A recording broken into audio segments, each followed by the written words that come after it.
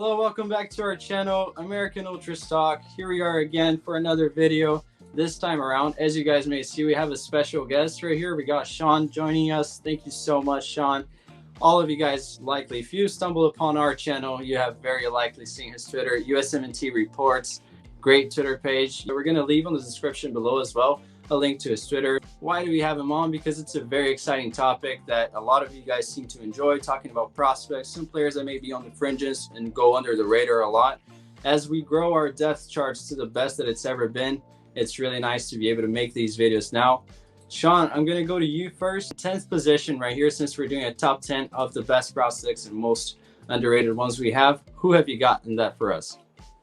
So I've got a guy that is, kind of come into everybody's attention this year. He played at Yale, and then he went to a USL League 2 team, and then he got to the Belgian League this year, and he's kind of started to break out a little bit. So it's not like a super interesting pick, but I got Kava Zahir Islam. I'm sorry if I mispronounced that, but he's half Iranian, and he has 7 goal contributions this year, and I think he started to show that he could be a real option for us. Yeah, definitely nice for you to give him some love. I did mention on a previous video that I don't know why we didn't call him up for the Olympic cycle. I think that with the lack of options we have at the 9 right there with Duncan Maguire and Johan Gomez playing at a lower level considerably, it would have been nice to see him there. Great pick to start off. Now, Braden, in 10th position, who do you have? Yeah, since the criteria here was under 21 players, and this is likely the last time I'll ever be able to mention him as a prospect, I went for Christopher Lund, just because I've been on him for a while now. I was campaigning for him to get a call-up before he did make the switch to the U.S. I think he's such an incredible player. If we didn't have Jedi, I think there's no doubt that he would be pushing for the #1 left back spot. Luckily, we do have him there, but he's cemented himself as the backup, a certified player on the A team in a position that there was not really a lot of competition in before he emerged. Now it seems like there's some promising young players coming up. There's another dual national, Nathaniel Brown. Maybe he'll make a list later down the line. Caleb Wiley, John Tolkien, players like that. Jonathan Gomez as well. But I think Lund was mainly the first of those crop to emerge, and I think still the best. He's playing at a high level in Serie B. I think he'll be in a top 5 league in no time. Yeah, I mean, I think a year ago or 2 years ago, we were all talking about Jedi not having a backup, and now we have this depth that's emerging. Definitely need to step up to close the gap with Jedi, but it's encouraging to see. Brings us to the 9th position. Sean, who do you have next?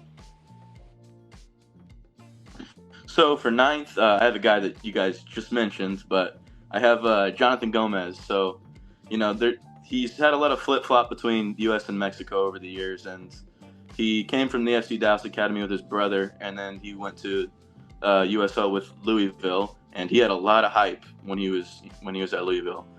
And he went to Real Sociedad, and he didn't break out his first year. So a lot of people were really, really down on him, and I will admit I was too. I was too.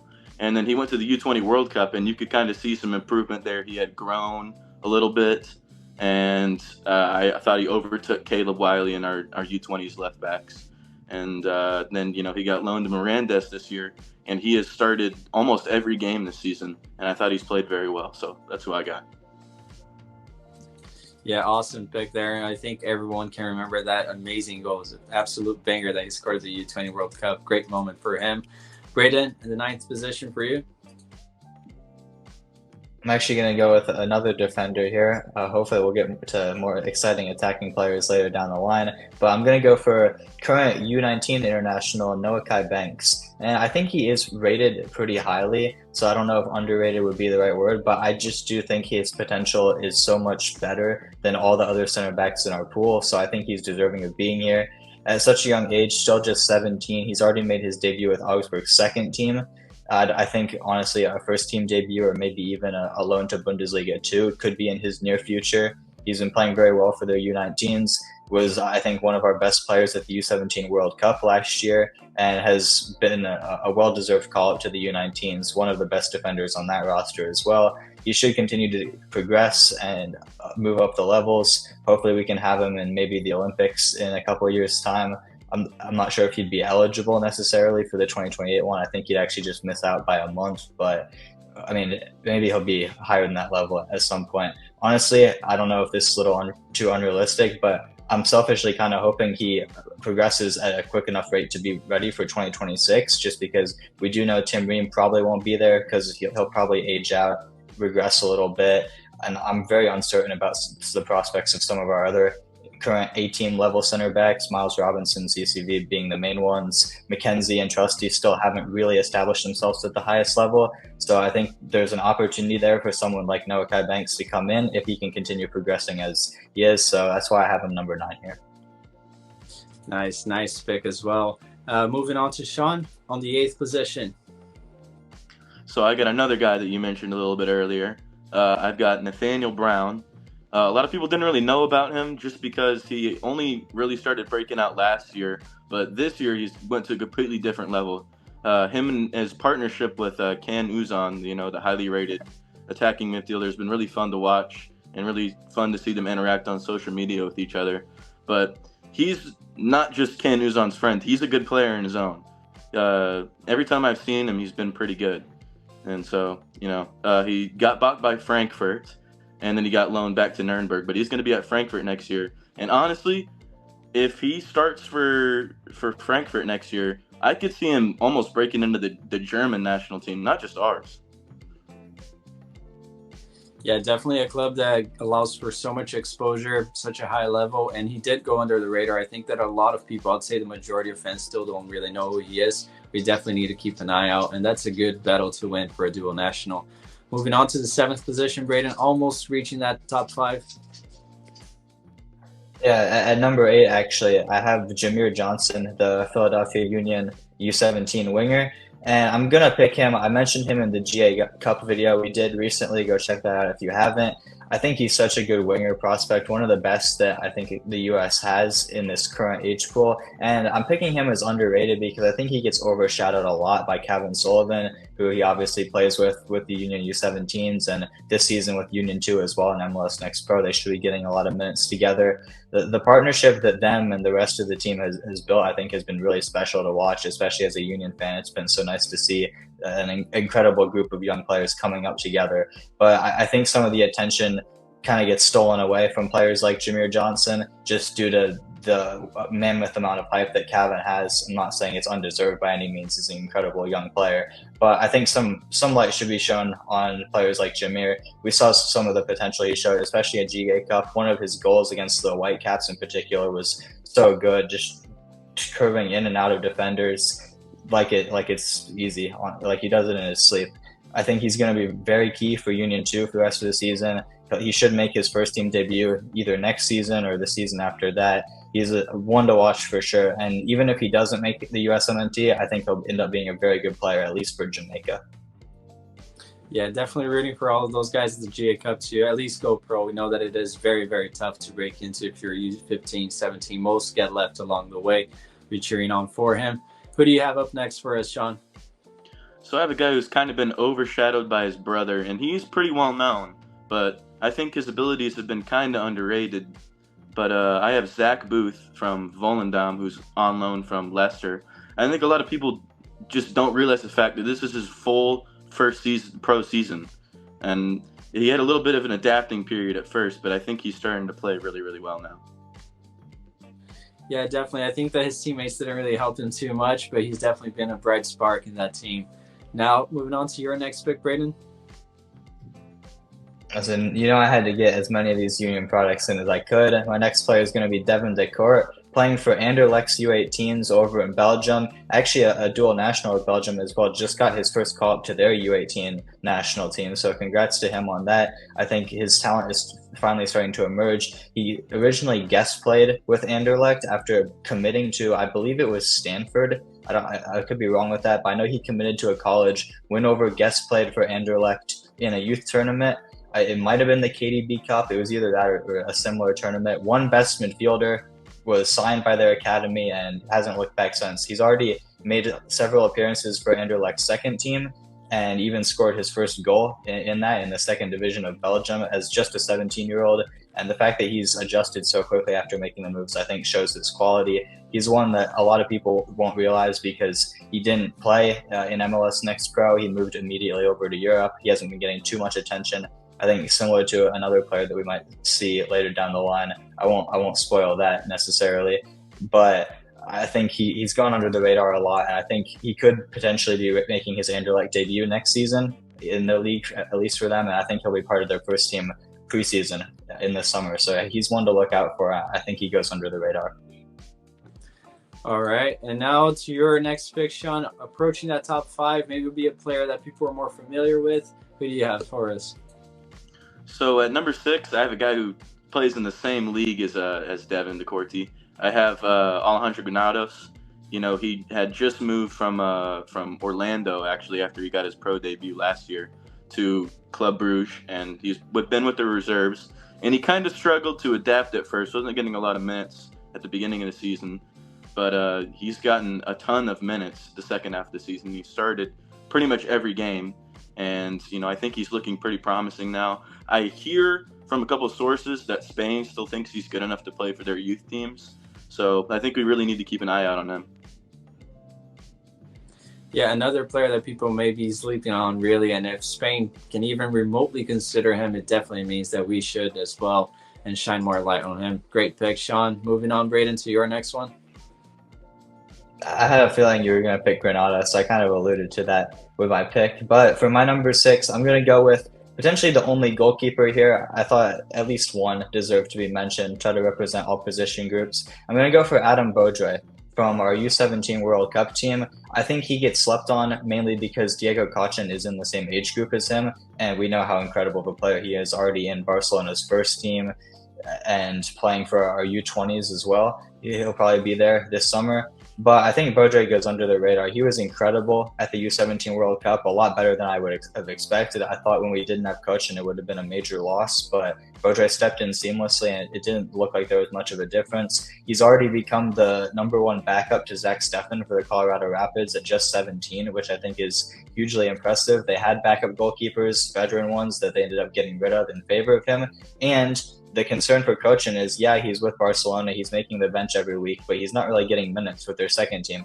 Beaudry's still playing week in, week out for Colorado Rapids too, and being on the bench for their A team as well. So the fact that he has the experience playing with their A team in practice and training, getting to work with Zach Steffen, who was for a long time, even recently, seen as our #1 goalkeeper before the 2022 World Cup, and still getting to play minutes week in, week out as well at a pretty good level for development, I think it is crucial for him. And I think he has a very bright future. Absolutely. Nice to show some love for the goalkeepers as well. I think that all of our keepers are really fairly rated, and it's because they're so good. So moving on to the next one for you, Sean. So number 5, I got a guy that I think pretty much everyone knows, and this is the only younger guy that I'm going to have on the list. But he's kind of he didn't get called up to the last U17 World Cup, and I was pretty upset about that. But you know, it's a striker from St. Louis. It's Caden Glover.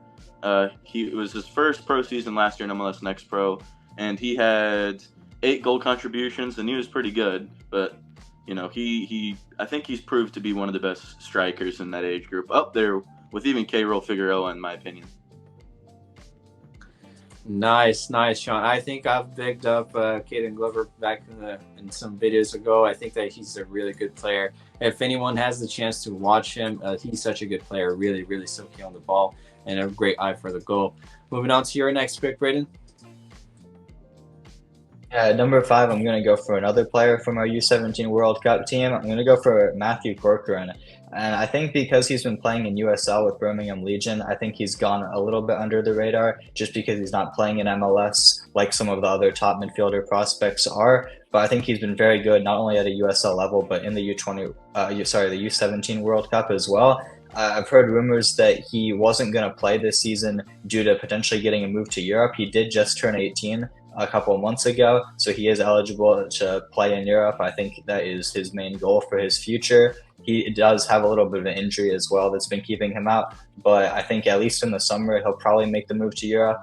maybe get a loan back. I wanted to see him play with some of the young midfielders at Birmingham Legion this season. Honestly, Miguel Perez on loan from St. Louis being one of the main ones. He could easily be on this list as well. But I think Corcoran has a bright future, and specifically as a six, it's become a position that's so stacked now with all the players that are emerging: Johnny, Tyler Adams, Leonard Maloney, Tanner Tessman. But I think for the next generation, Matthew Corcoran is going to be one of the best ones. Absolutely, and I've had the opportunity to watch this guy. It's so good. The vision and the passing range that he has is really, really impressive. And that gap in between USL and Europe is definitely getting a lot smaller. So it'd be nice to see him go watch and get a move. Sean, who do you have next up for us? So number 4, I have a guy who some people are starting to get to know him now just because he got called up to the last U19, U20 camp. It's Knight Pickering from Memphis. Last season, it was his kind of first full pro season after coming over to Memphis from Dallas's academy, which continues to churn out good prospects. And he had 8 goal contributions, which isn't the greatest, but it was his first full season, and he was only 18, so I thought he did very well. He didn't play great in the U19 camp, but I hope to see him some more. Yeah, definitely. I think that for Knight, it's just about getting consistency because he has such high highs. I mean, you can tell the talent as soon as you watch a game from him, but it's just about keeping consistency. Like you said, just the first full pro season, definitely big things to happen for him in the future. And now, Braden, who just missed out on your top 3 and gets the 4th position here?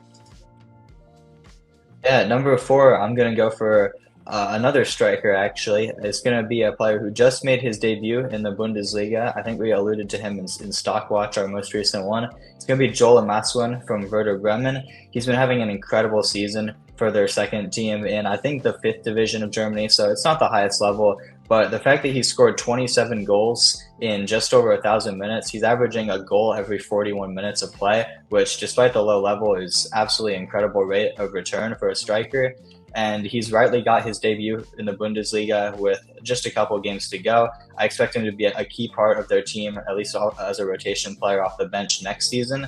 And I think a lot of people are talking more about Damian Downs, who made his Bundesliga debut a little earlier in the year, even scored his first goal. But I rate Amaswan higher as a prospect. I have concerns as to Downs' ability as a true striker. I'm not sure if he really has the presence, more of a false 9 type of player. But I think Amaswan's a born goal scorer, proven goal scorer, and he's going to continue to do it at a higher level. Hopefully he can get an opportunity to shine next season. Yeah, and the 5th tier in Germany, the Regionalligas, it does feature a lot of players that are younger, not quite U23 yet, but from big academies. So it's a good, respectable level, even though we labeled it as 5th division. Moving on, Sean, who made the first entry on your top 3? So my top 3, on my 3rd spot, I have a guy who has no youth national team experience, but he's a little bit older. He's 20 and he's on Seattle. It's Cody Baker. He's been overshadowed a lot by some of the other prospects on his team, like Obed Vargas, Reed Baker-Whitting, even Danny Leyva to an extent. And last season was kind of his first pro season, and he had to fill in for some injuries. But I thought he did really well getting into that slot. It was unlucky for him because he got injured at the end of last season, so he hasn't really gotten to get his starting spot back. But I think he's pretty good. All right, I do have a question. Where do you see his future? Because I know he's a very versatile player. Where do you think which position he's going to lock in for? I'm probably right back, I think. All right, moving on to your 3rd spot, Braden. Yeah, number 3, I'm going to go for a player who had a lot of U.S. youth national team experience, but has kind of fallen by the wayside just due to some circumstances that aren't really his fault. And I think we kind of forget the talent that Brandon Craig has just due to some of the off-the-field concerns that he's had, or rather the fact that he keeps staying off the field because managers don't seem to rate him. I really don't understand why he couldn't get consistent minutes with the Union. I know our center backs are very, very solid for the MLS level, but even as a bench player, he wasn't relied on at all. And even when he got loaned to Austin, that was supposed to be the solution after the U20 World Cup that I think he was our best center back at. You could tell the amount of talent that he has on the ball in particular, which I think is very rare for American center backs, at least right now. There's a couple other ones coming through the ranks, like I mentioned, Noah Banks, Jalen Neal as well, that have very good on-the-ball ability, but I think Craig is the best by far out of all of them. There's a couple physical concerns. I think he's still a little bit skinny, but for the most part, he should be well good enough for an underperforming MLS side like Austin. I'm not sure why he got no minutes for them. Then he come back and instead of playing MLS Next Pro, got the loan to El Paso Locomotive this year in USL, was playing good minutes, but unfortunately did pick up an injury. He's going to be out for a couple of weeks. Just setback after setback, and it's so unfortunate for such a talented player. And I do think actually that there's a little bit of beef going on with the Union manager, Jim Curran and Craig, because in a recent interview, he was talking about MLS Next Pro, and he kind of took a shot at El Paso, saying that MLS Next Pro was just as good as a level for development as USL, and he name dropped El Paso in particular. So I think there could be a little bit of beef there. Maybe that explains why Craig hasn't been playing. I know he's at a trial at Everton. I know they rate him quite highly. He has an English passport as well. No need to worry for the dual national battle. He's American through and through, but that could be an outlet for him because he doesn't seem to be getting very many minutes in the States. Yeah, and he was so impressive at the U20 World Cup. I agree with you. Probably my favorite center back out of that pool. So hopefully he gets more minutes this year. And I think at some point he's going to get his dues and become the center back we think that he can be. Moving on, second spot, Sean.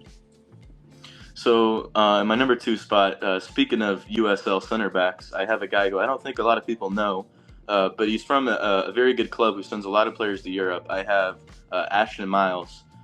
He didn't get a lot of minutes last year, but he was pretty young and he's a center back. But this season he stepped up and he started every single match and he hasn't come off the field. So I think he's pretty interesting. I haven't gotten to see a lot of him, see him play a lot yet, but he's an interesting prospect for sure. Definitely a new name for a lot of people. So yeah, keep a note, guys. And now, Braden, who makes your second spot? Nice to see some more USL products get the recognition they deserve. I think it's a very underrated route for talent for USMNT prospects. But I'm actually going to go with another center back, 3 in a row here. I'm going to go for Grayson DeToni at number 2.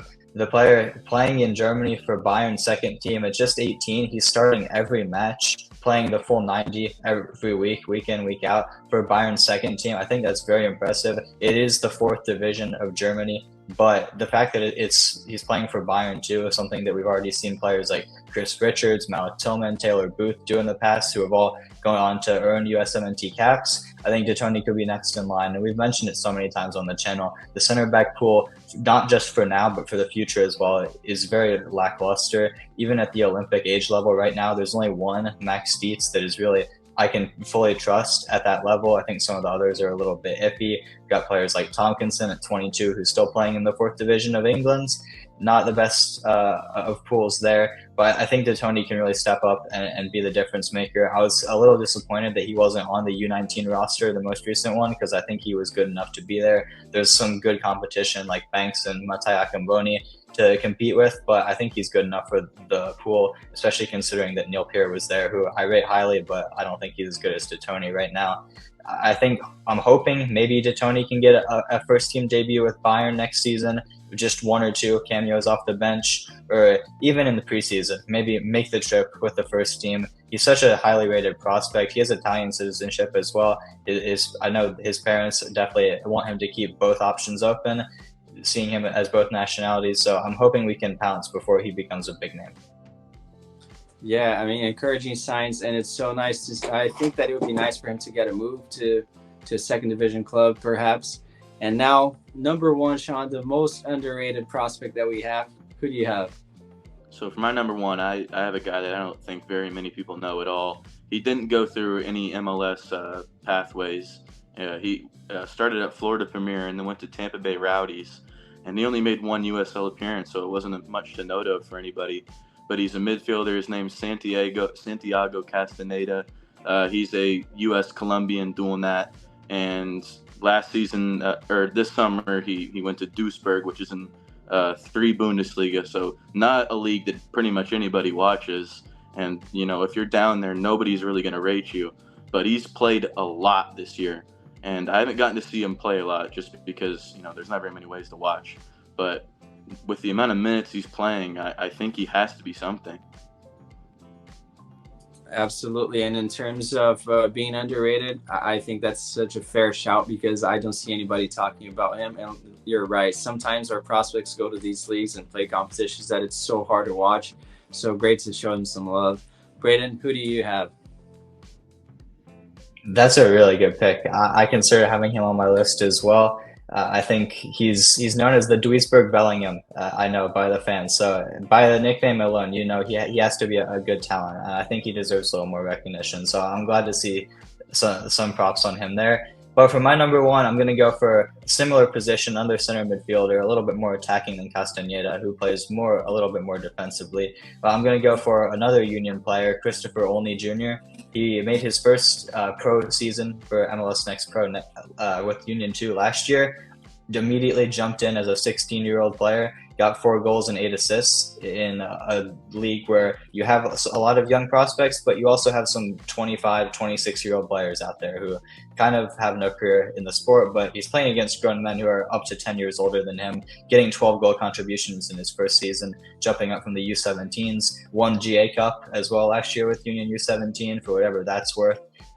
One of the best tournaments. Like I said, we mentioned that video that we did about GA Cup. There's so many top prospects that come through that tournament. I think he's one of them. And the reason I have him at number one for most underrated is because USSF doesn't seem to rate him as highly as I do. He should have made the U17 World Cup roster, in my opinion, and he got snubbed for that, and he got snubbed for the U19 roster as well, the most recent one. He continues to get players that have been producing at a similar level but less stats. The same MLS Next Pro League, there's a lot of midfielders that have been getting picked over him that haven't been putting up as many stats as him. I really don't understand the decisions. I think he's going to continue to prove people wrong. Hopefully this season or next season he can make his first team debut with the Union. I believe he has an Italian passport as well, so he has a perfect setup in line to make the move to Europe when he does eventually turn 18 in about a year's time, and I'm just hoping for the best for him. Nice. That's a great pick, but you're right. He has been overlooked so many times. It brings us to a close. Before we finish the video, I want to thank you again, Sean, for, first of all, reporting so many prospects, putting the work out there that a lot of people don't. Please make sure to go ahead and check out his Twitter. I'm pretty sure you guys have already, but click down there below again. I want to thank you one more time. Thank you, Braden. Thank you guys for making this list. I think it's so important to shine a light on these younger guys that do go under the radar. Make sure to leave a like, subscribe, and share with your friends if you can, and we'll see you next time.